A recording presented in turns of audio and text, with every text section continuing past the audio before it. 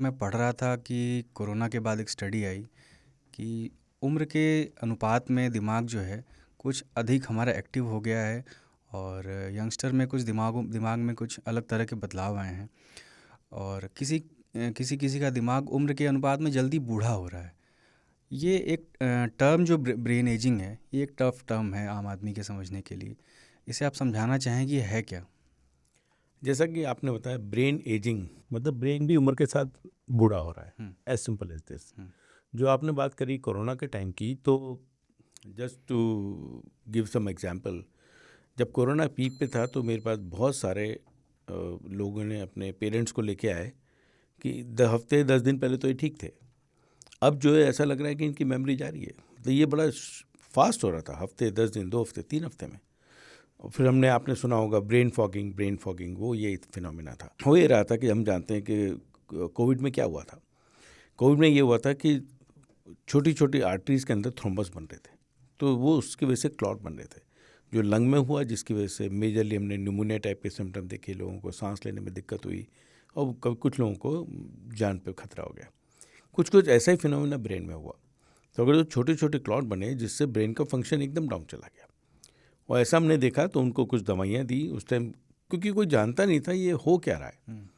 शुरुआत की जो रिपोर्ट कोविड की आई थी तो हमने सोचा इन्फेक्शन है, तो लोगों ने इन्फेक्शन की ट्रीट करा।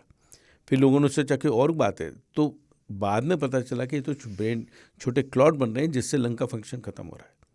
तो बाद में उसकी दवाइयाँ चेंज हुई और हम लोग उसको ज़्यादा बेहतर हैंडल कर पाए। इसी तरह से जब शुरू में जब पेशेंट आए थे, हमको पता ही नहीं था ये क्यों हो रहा है, तो सबसे पहले हम सोचते ब्रेन का इन्फेक्शन होगा, तो उसके लिए जांच करी, हमारे करके देखा, उसमें कुछ नहीं निकला। दूसरे स्कैन करके देखे तो पता नहीं चल रहा था हो क्या रहा है। बाद में समझ में आया कि ये भी वही फिनोमेना है जो लंग में हो रहा है। तो वो कुछ टाइम के लिए होता था, बाद में हम उनको प्रिवेंशन की दवा देने लगे तो उससे वो थोड़ा सा बेटर हो गए। रही बात आपने ब्रेन एजिंग की बात कही, तो ब्रेन एजिंग तो एक नॉर्मल फिनोमेना है। जो मेमोरी 40 साल के आदमी की है वो 80 साल के आदमी की नहीं है, हम ये बात जानते हैं। क्योंकि एक उम्र के बाद आपके ब्रेन का फंक्शन धीरे धीरे स्लो होने लगता है।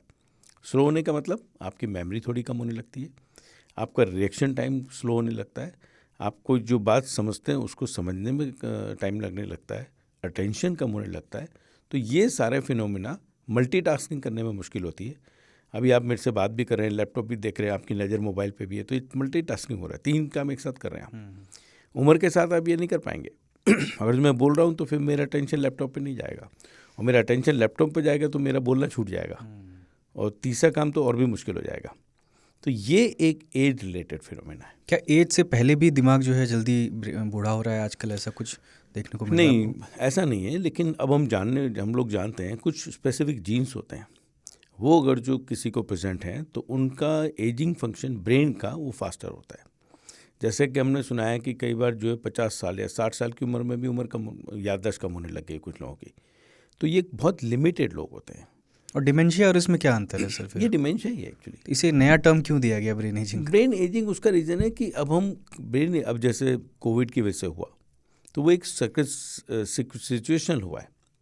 डिमेंशिया तो एक ब्रॉड टर्म है, जब भी ब्रेन का फंक्शन डाउन जा रहा है तो उसको हम बोलते हैं मेमोरी रिलेटेड फंक्शन डाउन जा रहा है, या एग्जीक्यूटिव फंक्शन या डे टू डे एक्टिविटी करने में दिक्कत हो रही है, वो फंक्शन डाउन जा रहा है, उसको हम डिमेंशिया कहते हैं। डिमेंशिया को 2 तरह से डिफाइन करते हैं। एक है कि सडन किसी को ब्रेन का बुखार हुआ, उसका ब्रेन फंक्शन कम हो गया, तो उसको भी डिमेंशिया डिफाइन करते हैं।